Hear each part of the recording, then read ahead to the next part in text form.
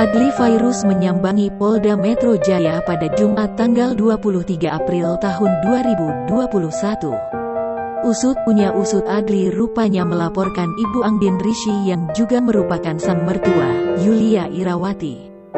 Sebelum laporan ini dibuat, rupanya Ibu Angbin Rishi sudah terlebih dahulu melaporkan Adly Fairuz ke polisi karena adanya dugaan tindak kekerasan rumah dalam tangga.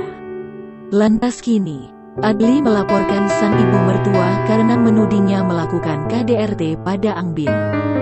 Namun sayangnya, pada kala itu laporan dari mertua ibunda Adly Fairuz kurang terekspos di media.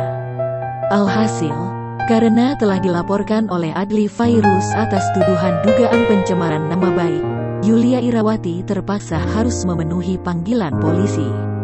Yulia Irawati didampingi oleh adik Angbin, Andely Rishi, untuk menjalani pemeriksaan.